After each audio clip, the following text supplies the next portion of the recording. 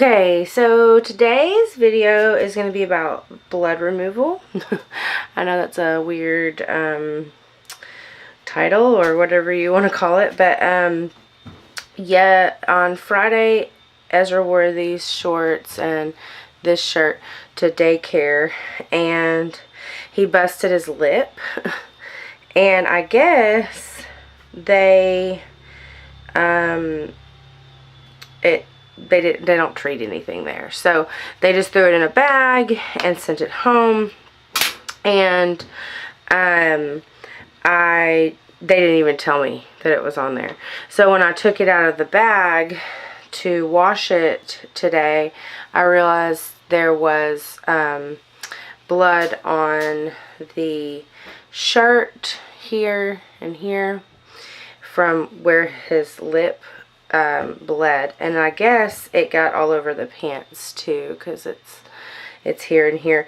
But my best defense for blood removal is hydrogen peroxide. So I just get regular hydrogen peroxide from the store, and I use this on, anything. I use it in my classroom too when kids have like nosebleeds on their mat, and I use it on their clothes too to like help pre-treat for their parents, because I don't want to send their clothes home bloody, and I feel bad about it. And usually if they've had an accident, I usually try to wash their clothes. But with blood, I would like for this to sit for a little longer. So at school, I just pre-treat it with it and throw it in a bag. But just like when you put hydrogen peroxide on blood on your skin, it's going to bubble. It's going to have that same reaction as it does to your clothes with blood on them, but it automatically starts removing it as soon as you put it on there. So we'll watch it happen. So here's me pouring it on there, and you can see it bubbling up already right there. And that's it, trying to work and try to remove that. Here's some more right here. I've used this on carpet. I've used it on upholstery, especially in my classroom. You'd be surprised at how much blood happens in a classroom. I had one kid that got hurt on the playground, and I brought him in and I set him down on my chair, and it has an upholstery. The chair's upholstery. So he got blood on the chair, and I was like, how am I going to get that out? And I was like, oh, hydrogen peroxide.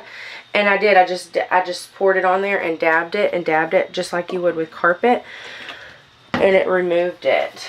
I was trying to find my toothbrush. So you don't really have to do a whole lot of scrubbing to this. If you're just going to pour it on there and then wash it, it'll come right out. It'll come right out in the wash. There was a big blob of it right there. So I just kind of let that sit on there. But yeah, you can see, isn't that so funny how that, I know we all know that reaction. And we've all seen it on our scabs on our knees. But that is so funny how it does it on even dried blood. And so it's just reacting and getting that, soaking that. So I'm going to let that soak for a while. Usually, excuse me. Usually I put it in a bucket and let it kind of soak for a little bit. I don't want to let it soak for too long, because hydrogen peroxide will kind of change the coloring of your clothes sometimes. But so here's another one that we'll do. This was all over the neck of it, and you can tell that was blood, because it's bubbling up. Even though this is a red shirt and that was a red, blood's red, so you couldn't tell kind of that it was on there until you really started looking at it.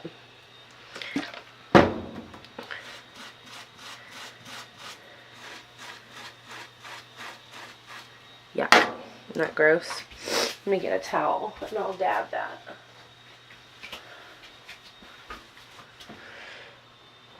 Just grabbed a cleaning towel because I'm not worried about getting a stain out of a cleaning towel. But I would be worried about that on this shirt. His Tyler's uncle got this shirt for Ezra. They have a house in Seaside and a house in Texas, and when they go to Seaside, they like to bring us clothes back just because they're proud of their home there. And they brought these back. They had them made, which I thought was really sweet.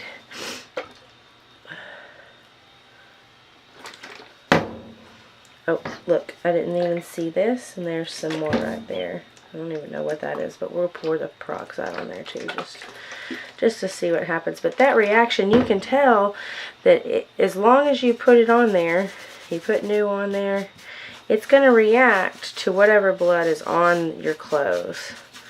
So you can already tell that that's kind of gone, that it's not there anymore.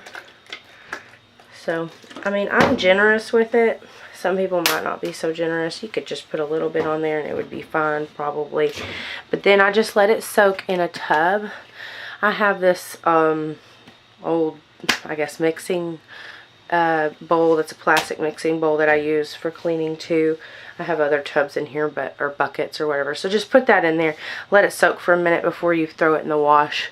I would say about 45 minutes to an hour. Not too long though. You don't want it to sit on there too long, because you want to start that wash pretty soon after you let that soak. So I will show before and after pictures. Well, I won't show a before picture because I didn't take one, but I will show after pictures of this outfit after I get it out of the wash.